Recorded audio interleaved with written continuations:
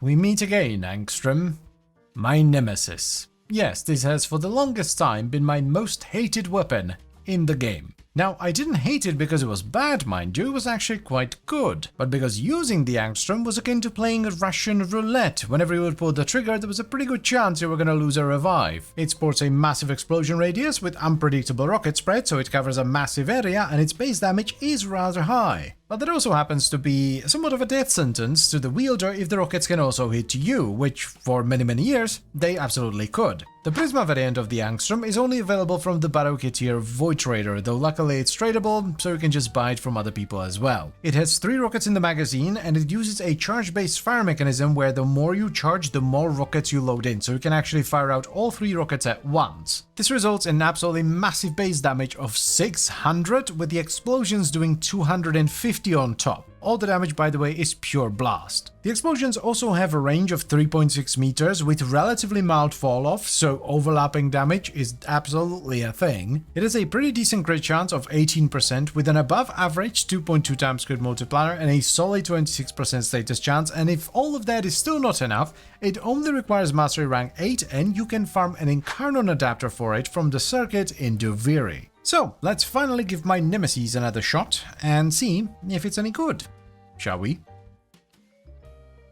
I think we're gonna keep the evolutions as they are, so we get the base damage, we get the proc speed here, and then the mixture of crit and status. You can get much bigger crit, or you can get Condi overload on this, but that's only for direct damage, doesn't affect the explosion at all. This is an extremely stat-heavy weapon, especially with the Incarnon. You have good crit, above average crit multi, good status, the damage is wild, it's just good. I'm gonna try Conjunction Voltage for like a non-Incarnon actual Angstrom build. So the extra multi-shot and reload speed are gonna be very nice. We're gonna need Hornet Straiku.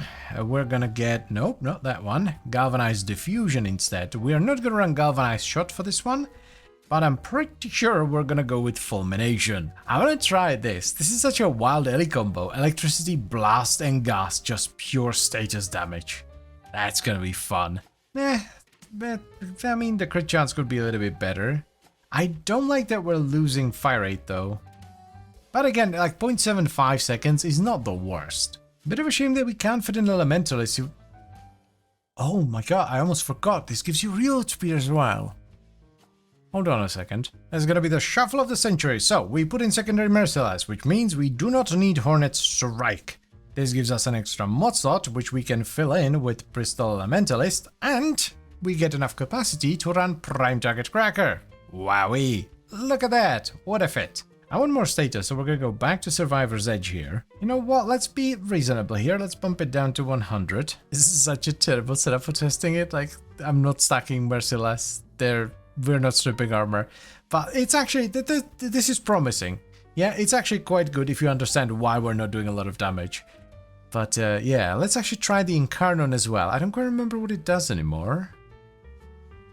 Ooh. The screen check's a bit obnoxious, not gonna lie. But this ain't half bad, Chief. Most of our issues will simply be solved by adding Herald, because of that heat damage. Oh damn, okay.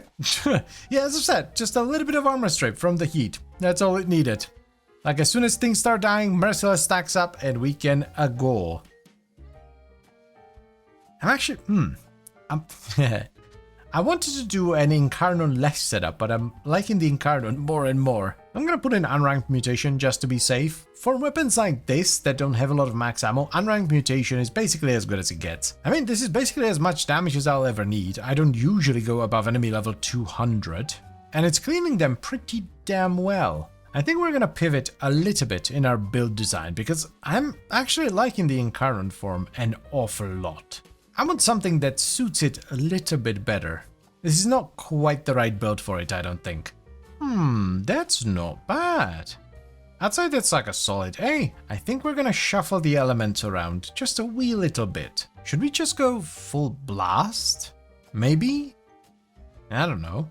Oh, actually, we can run Letha Torrent. We can just run, yeah. We don't necessarily need Fulmination if we're gonna use the Incarnon, so we can run Letha Torrent instead.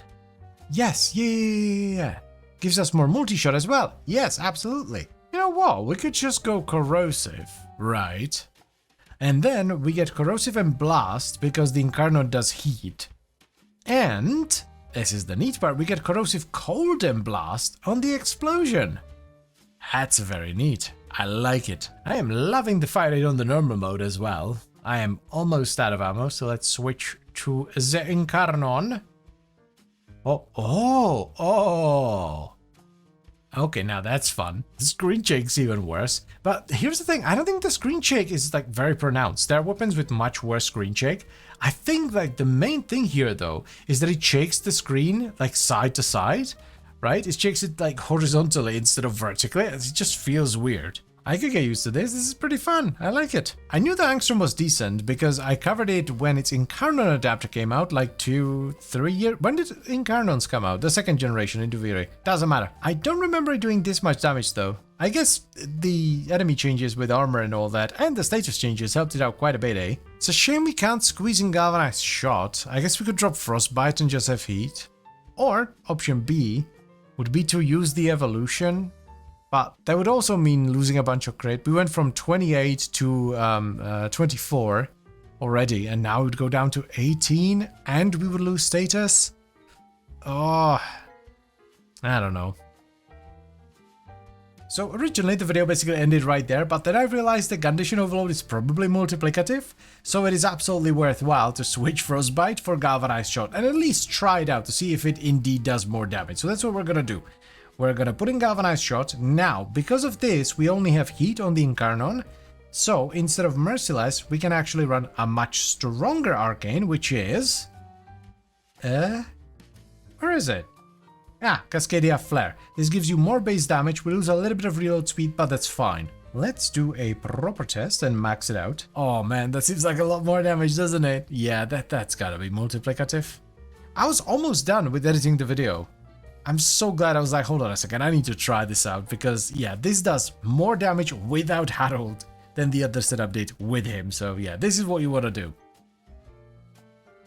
So, the final evolutions are as follows. Paladin Virtue for the higher base damage, it's mostly what we care about, Swift Deliverance for the faster projectile speed, and Critical Parallel for maximum critage. As far as the build goes, we have Cascadia Flare for a truck ton of base damage, Galvanized Diffusion and Lethal Torrent for fire rate and multi-shot, Jolt and Pistol Pestilence for corrosive damage and status, Galvanized Shot for condition overload and status, Creeping Bullseye for crit chance. Then you can either run Pistol Elementalist if you want to do more damage with your heat procs, or Primed Heated Charge if you want more upfront damage. And we top it off with Prime Target Cracker for some juicy crit damage. I actually had a lot of fun with the Incarnon Angstrom. It's a rather enjoyable secondary, though that only goes for the Incarnon Angstrom. I don't think the normal Angstrom is all that good. It still has a lot of issues. I mean, it works in Steel Path, you can definitely use it.